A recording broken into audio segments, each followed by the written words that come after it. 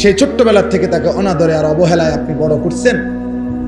আজকে 16 বছর বয়সে এই অপদার্থ আর এক ওয়াক্ত নামাজও পড়েন। এটা কি আজকের থেকে শুরু হয়েছে? বলে না হুজুর, আমি 12 বছর পর্যন্ত 14 বছর পর্যন্ত তারা আমি নামাজ পড়াইছি, আজ 6 মাস হয় আর এক ওয়াক্ত নামাজ পড়ে না। এমন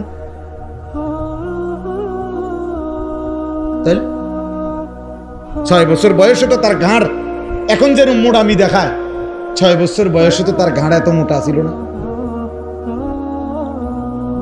8 বছর বয়সে তো তার এমন ঘাড় মোটা ছিল না।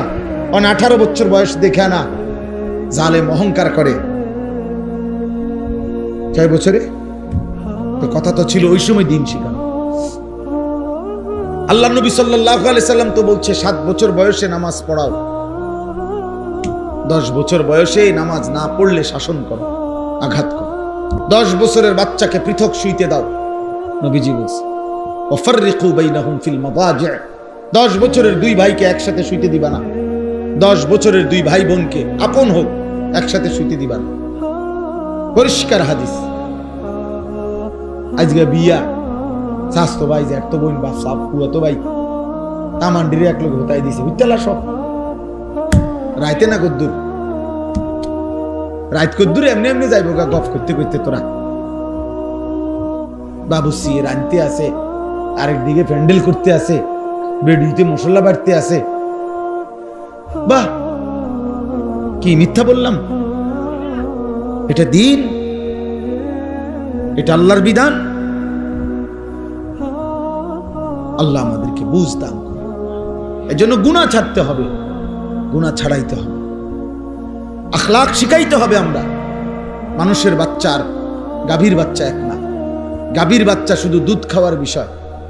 এই জন্য গাভীর বাচ্চা জন্মের পরে গাভী 2-4 বাজার পরে 1-2 মাস পরে বেচা লাইলেও চলে। গাভী শুধু বাছুর বড় হয়। মানুষ এরকম করে না যে গাভী ডাবের পরে কি করে লায়, বিক্রি করে লায়, অসুবিধা নাই। কারণ বাছুর এটা শুধু দৌড়াদৌড়ি করে কদ্দুর দুধ খাইবো ঘাস খাইবো এই বিষয়। মানুষের বাচ্চার গাভীর বাচ্চা এক কথা।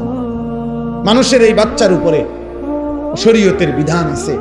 তার ঈমান শিখাইতে হবে, তার ইসলাম শিখাইতে হবে, তাকে আখলাক শিখাইতে হবে, তাকে নামাজ শিখাইতে হবে, তাকে তার বড়দের শ্রদ্ধা শিখাইতে হবে, ছোটদের স্নেহ শিখাইতে হবে, তাকে হালাল হারাম শিখাইতে হবে, তাকে পাক নাফাক শিখাইতে হবে, তারে জায়েজ না জায়েজ শিখাইতে হবে। এই জন্য আল্লাহ তাআলা মাথার উপরে বাবা মা, বড় ভাই, বড় বোন, দাদা দাদি, নানা নানি, চাচা মামা, ফুফা, খালু, এতগুলো মানুষ তার মাথার উপরে অভিভাবকের মতো ছায়া থাকতে সে এমন নষ্ট হলো কেন? এমন চরিত্রহীন হলো কেন? আপন মা বাপ এতগুলো আত্মীয় স্বজন থাকতে এই হাইওয়ান এক ওয়াক্ত নামাজ পড়ে না। এটা কি ধরনের মানুষ? এই অপদার্থ কি ধরনের মুসলমানটা? ওই ঘরে সে থাকে কেমনে যে ঘরে মুসলমান থাকে? মুসলমানের ঘর যদি হয় ওই ঘরে কোনোদিন ফজরের নামাজ পড়ে না এমন জানোয়ার ওই ঘরে থাকে কেমনে? ওরে তো জানোয়ারের সাথে থাকতে দেওয়া উচিত। ওরে তো গরু ছাগল যে ঘরে থাকে ওই ঘরে থাকতে দেখা উচিত যে বেটা নামাজ পড়ে না যেগুলো এগুলো ওই ঘরে থাকে, তুই সেখানে থাক।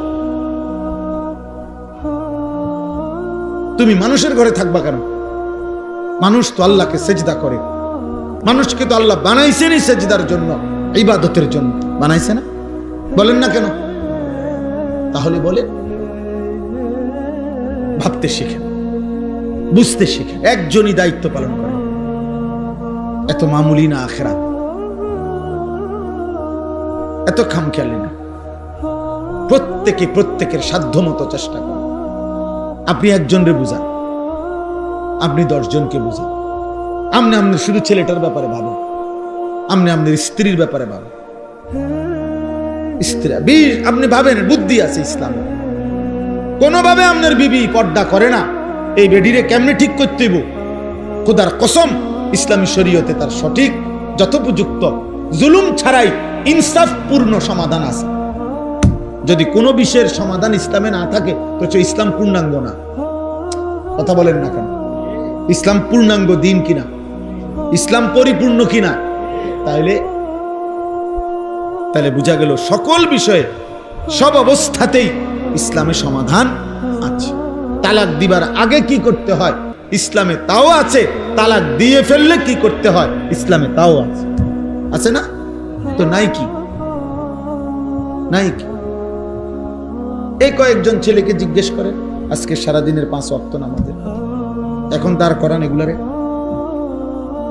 দাঁড় করান। এখন বলে এই যে মাথার টুপি নাই যে ছেলেগুলো, এগুলার দাঁড় করান, জিজ্ঞাসা করেন আজকে সারাদিনের 5 ওয়াক্ত নামাজের হালাত কি।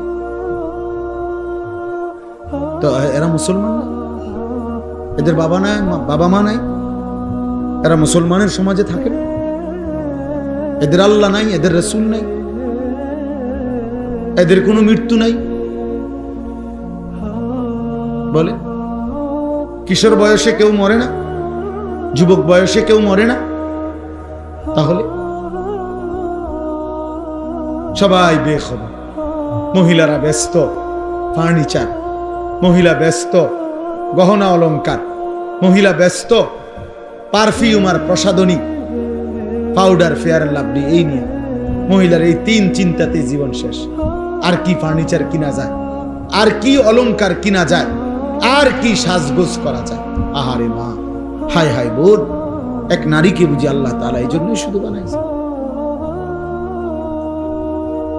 একজন মাকে আল্লাহ তাআলা এই জন্য বানাইছে।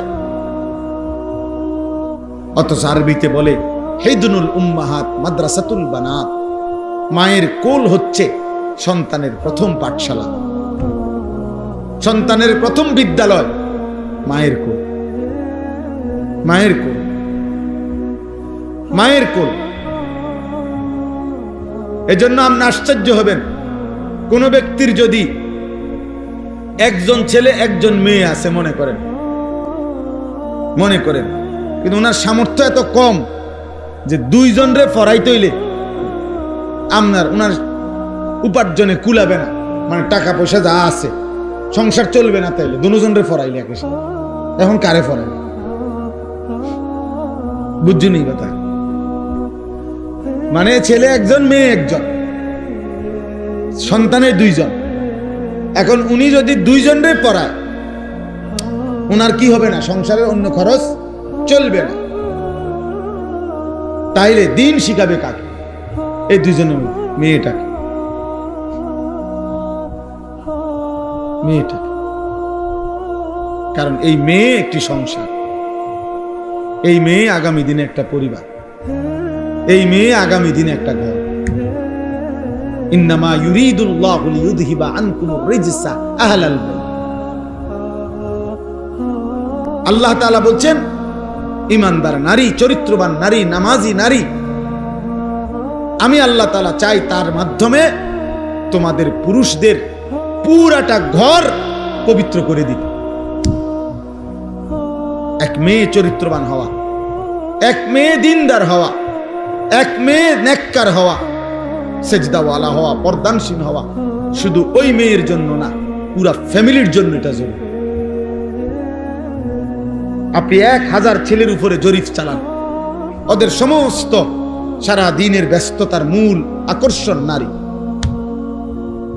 10,000 ছেলের পিছনে আপনি তদন্ত করেন, ওদের যৌবনের এই উন্মাদনা, এই চুলের ফ্যাশন, জামা কাপড়ের এই ফ্যাশন, সারাদিন টোটো করে মাতালের মতো ঘোরা, মোটর সাইকেলের এই বাহার, চুলের ডিজাইন, মোবাইলের এই ব্যস্ততা, সব কিছুর মূলে নারীর প্রতি আকর্ষণ, শাহওয়াত, শাহওয়াত, মনের চাহিদা, অশ্লীল অবৈধ কামনা বাসনা, হারাম চাহিদা। যেন সে বুঝছে, যুবক এই ছেলে বুঝছে যে আমারে বানাইছে নারীর জন্য, নারীর লোভ, নারীর আকর্ষণ, এর জন্যই আমার জীবন।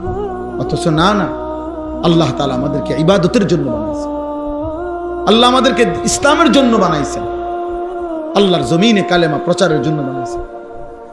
প্রিয় ভাই, একজন ছেলে ভালো হোক, একজন, সারা